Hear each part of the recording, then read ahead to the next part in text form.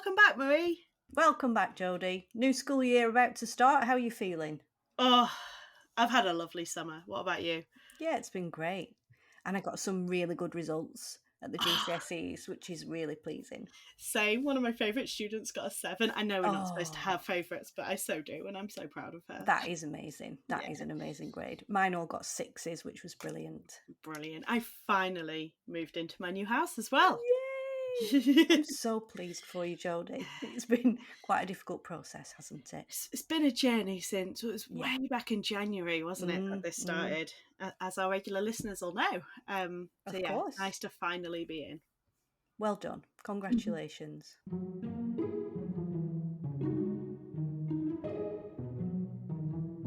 It's your own time you're wasting. Ramblings from Beyond the Classroom with Marie and Jodie. This week we're doing things a little bit differently Hmm. because we're interviewing ourselves. Yeah. Our topic is what it means to be dyslexic. Go on, I'll hand over to you, Jodie. So as I've mentioned before, I am dyslexic. I was actually diagnosed as dyslexic when I was 20 years old. So I was a dyslexic school student, but I was an undiagnosed dyslexic school student. But yeah, I was dyslexic as a teacher because Yeah. it doesn't go away. How did you feel, though, at 20 to be diagnosed with something like that? I went to the SEN department when I was 16, so I was in lower sixth, and said, oh, like my friend had been doing dyslexia in psychology, I think, and I'd been reading her stuff, and I was like, oh, this is me. This sounds like me. So I went to SEN, and I was like, look, I've been reading my friend's stuff, and it's me. And they were like, oh, what did you get in your GCSE English? And I was like, I got an A and a B. They're like, you're not dyslexic. End of discussion. So that was interesting. Then, I went to uni, and in my third year, they offered a history of maths course, which our regular listeners will know is my favourite thing because I wanted to take it, and I've loved it ever since. But I was really, really conscious that it was so essay-based and included a timed essay. And when I'd done my A-levels, I did do film studies A-level, and I realised in my coursework I could get really good marks, but in my timed essays I just wasn't. I couldn't work out why. So I was quite nervous about it. Came back to this idea that I might be dyslexic. Went to the team, had a chat, and got diagnosed. I thought I was mildly dyslexic. It turns out I'm moderately dyslexic, moderate to severe dyslexia. And the educational psychologist that I saw had never seen such a big difference between my processing ability and my kind of pattern spotting ability. Which obviously being a mathematician, I'm quite good at spotting patterns. Right. But that pattern spotting ability is really high and had been masking a lot of my symptoms. So to be honest, it was a bit of a relief for someone to be like, yes, no, this is something. But also, I think my whole family, my mum included, was like a bit shocked as to how bad it was, if that makes sense. So they do it as percentiles, and I think for one of them I was in like the 9th percentile for how bad it was, and then in another one I was in the 25th percentile, like and then for some of the kind of mathsy stuff I was in the 95th. That difference was just insane. So were you aware, though, going through school that you were different in some way? That things didn't work for you like they seemed to work for other people? Yeah, but people put it down to me being a maths person, not an English person, which is true, but it's just oversimplified. Yeah, very because much actually I'm very eloquent, not to kind of blow my own trumpet. No, you are. But I can write well, I just can't. I wrote something recently for Twinkle, and I spelt parallel 7 different ways, which is quite impressive. Yeah.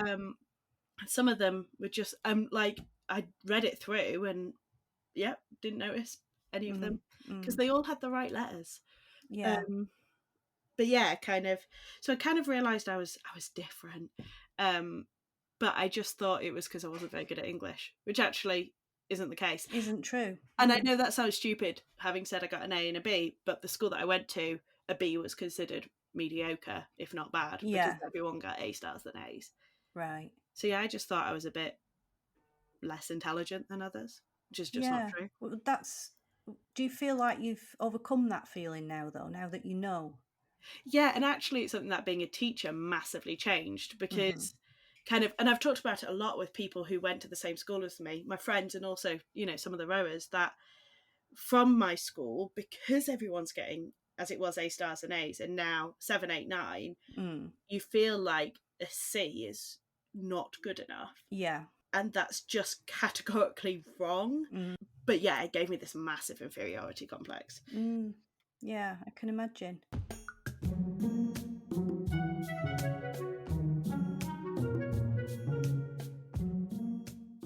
So, how does your dyslexia affect you in everyday life, Jodie? I am a big scatterbrain. I think part of the thing of being diagnosed a bit later is I got better coping mechanisms. So things like I always put stuff that I can't lose in the same place. Yeah. And I've kind of always done that. I am very meticulous about putting things in my calendar, because if it's not on my calendar, it's not helping. It's just not happening. Yeah. And my friends and stuff are helpful with that. So they'll be like, have you put this date in your calendar, Jodie? Because you will forget otherwise. Yeah. And so that's just, it is just life. But yeah, so I think it just I have to force myself to be organised. And if I'm disorganised, it just comes naturally. And that as a teacher has been a massive struggle, because just like there's so much going on and so much in your head that actually keeping on top of it and marking books, oh my gosh, like that was one of the first things I realised, that I was different from my fellow teachers. Right. Because someone had been teaching a couple of years longer than me, but started marking a set of books and was done within about 30 to 45 minutes. Right. And I had done about 6 books. I wasn't halfway done. And it took me 4 hours to mark a set of books. I see. And so if you what was the difference in terms of processing between what was happening for you and what was happening for them? I just couldn't skim read it. I couldn't and the schools that I was in made lots of kind of adaptations, so they accepted that my books weren't going to be marked for SPAG, and okay, that's a bit of a loss for the students, but it's one subject at the end of the day. And so that was fine, and the kids all knew. I was very open about the fact that I was dyslexic with the kids, and they all knew. And there was some times where I really struggled with particular handwriting, that like I had people I could go to and be like, I actually have no idea what this kid has written. And all that was very open and fine. But yeah, it was just slower, and it's kind of, you make reasonable adjustments, but it's still important that the kids' work is marked, of course. And yeah, I just couldn't. I genuinely don't know how my colleagues did it so quick, because it wasn't like they were doing a bad job. If anything, they were doing a better job than me, despite the fact that it took me 3 or 4 times longer. But I just couldn't get my head around it. Absolutely. What would you say, Jodie, were the advantages of being a teacher who is dyslexic? I loved how students reacted, because the students would be so kind of like, so the dyslexic students would be so excited that there was someone there in the adult world who was also dyslexic. And I'd kind of were quite open about how it had happened, how kind of I got diagnosed and stuff, and what my coping mechanisms were. So one of the things I'd always have at the beginning of the class, I struggle with black ink against white. And so I'd say, if you can, write in blue. Here's a bunch of blue pens if you don't have one. If that's then going to affect your dyslexia, don't do it. But could you please write in blue? And they would all be like super happy for that. It used to drive other teachers insane, completely flexible about what colours they wrote in, as long as I could read it. So one of them liked to write in purple, which for me is the easiest thing to read. And I was like, yeah, go for it. And they were quite kind of like, but they were interested as to how adaptations were made in the workplace. And things like, because obviously a lot of things, I remember one student who really struggled with public speaking because they're dyslexic and would trip over their words. And they were like, well, how do you do it? And I was like, well, I do trip over my words if I'm public speaking, but like if I'm giving a speech, but if I'm just talking, I don't. And teaching is just talking. I don't write a script. So, and I can read aloud. I can't read aloud, but I can memorize stuff quite quickly. So kind of, Right. So it's finding ways around. And I don't give assemblies and I don't do this because I'd find it really difficult. And I never take minutes because everyone would still be there while I was slowly writing it down.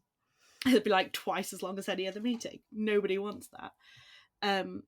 So yeah, I think I really loved what the kids gave me and what the students gave me, of this kind of like, I felt like I left them with an impression that actually this is something you're going to have for life and you need to find ways to adapt. But also I'd see them doing things, I'd be like, oh, why'd you do that? And actually that gave me some kind of tools and tricks to make my life a little bit easier as well. Yeah, yeah.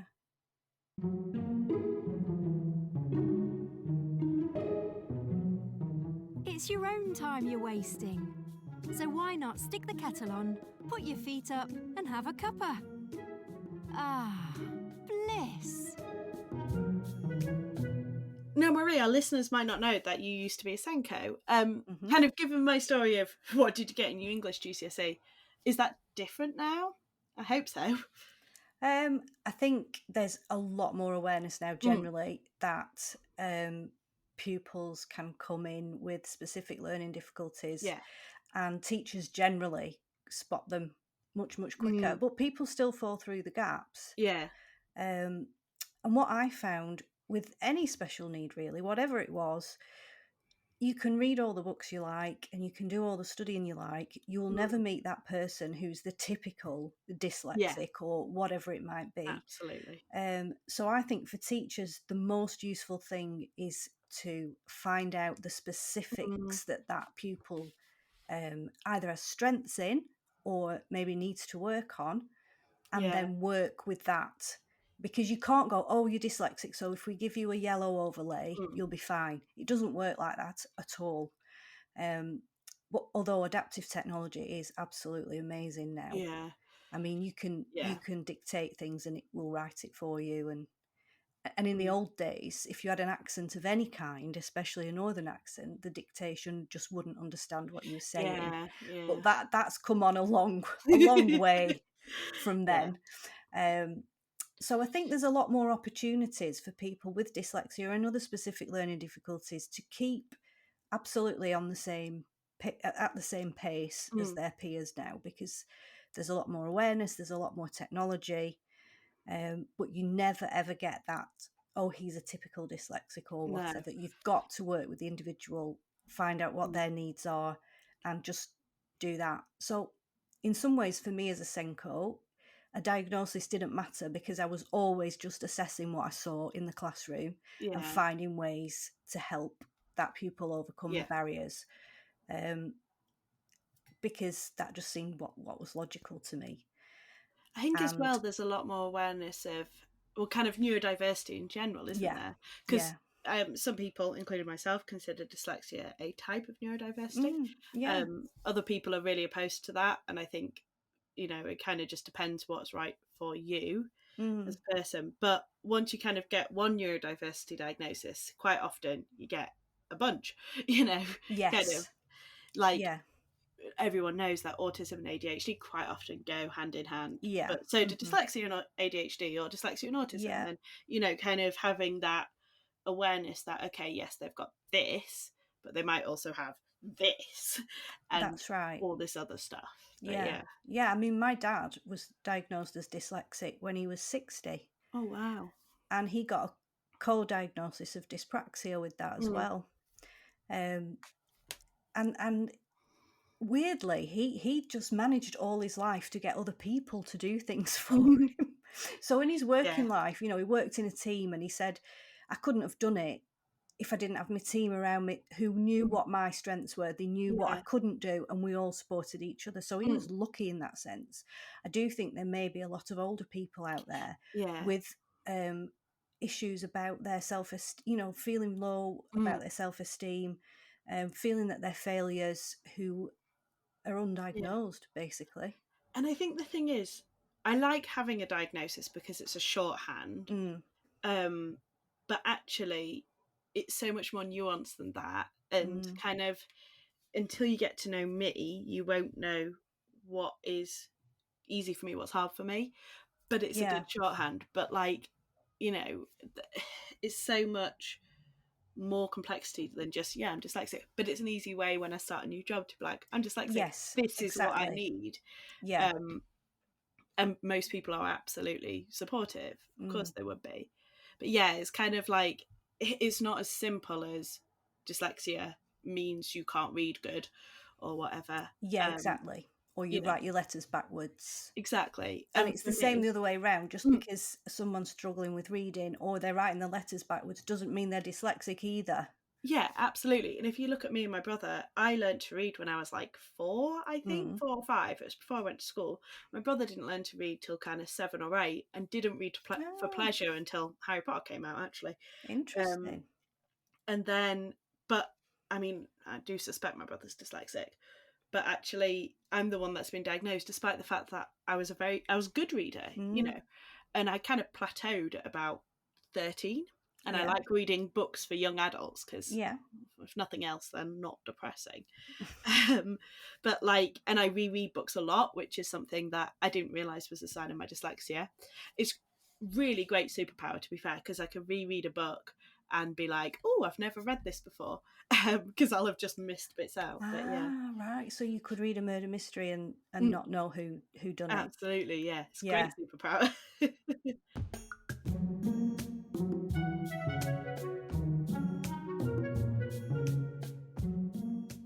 So I think that there is a danger, particularly in schools, of always using a deficit model when somebody has a specific learning absolutely. difficulty. And actually, with every single neurodiversity, there are advantages and there are things you can do that other people wouldn't be able to So do. someone told me not that long ago that one of the things for dyslexic people is they can see in 3D, they can imagine in 3 dimensions, Oh, and that's why they flip P's and D's and B's and Q's. oh, I didn't realize other people didn't picture things in 3D. Like, yes.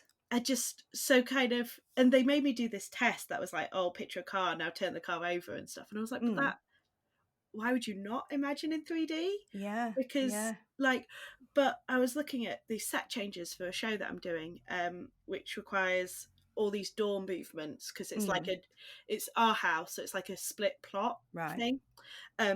And there was 4 of us sitting around this table, and the other 3 were like, I just can't imagine this working. And I was like, no, because and I can just picture it all in my head. And that's a massive advantage, and it lets me be so creative and think in so many different ways. Kind of, my brain, I very much visualize my brain as partitioned, and this bit, the kind of front left bit, will be thinking about what I'm having for tea, while the front right bit is thinking about the set changes, while the back bit is thinking about what I'm going to wear, whatever, you know, all these different bits will be firing off. I realize I'm describing someone that's got ADHD as well, by the way. I am fully aware of that. But yeah, like, so for me, a massive advantage is just the way that my imagination and my brain works. It's so cool. It is cool. And I do think in schools there is room for discussing how we all perceive the world, because how can you know that other people perceive it differently from you? Yeah. Because you're never going to be in anybody else's mind. Exactly. And I've got a thing called synesthesia, which means that I see sound and I see smells. Yeah. And for many, many years, I thought that was completely normal and that everybody saw the world like that. And now I find out, actually, no, they really don't. Yep. So, you know, I think we could explore that more in schools. And I think it would be really, really helpful in terms of finding out what people are really good at and then working towards that, using that strength. And for me, it's all about finding, you know, for the things that are less positive, because obviously there are things that make it difficult. Of course. Find a coping mechanism and talk openly about them, because the amount of things, you know, I have coping mechanisms that have helped my mom and my brother and, you know, loads of people in my family that aren't diagnosed as dyslexic, but perhaps have some traits, you know, kind of, it's helped them be exactly more functional as adults. I think a dyslexia-friendly school is just a pupil-friendly school, really. Exactly, absolutely.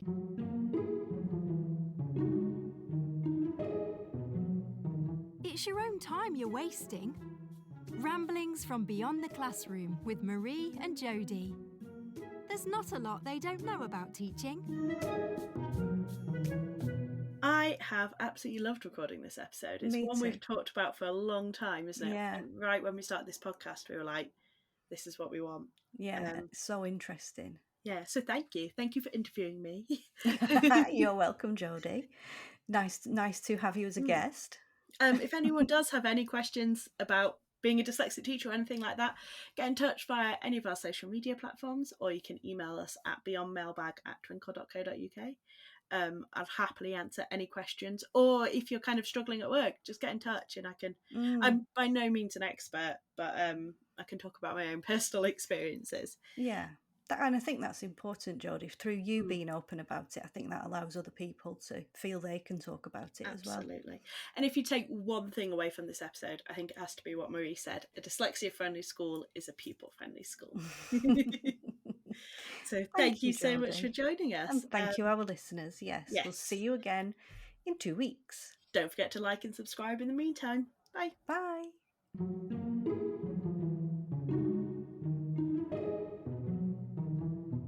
This podcast is proudly produced by Beyond.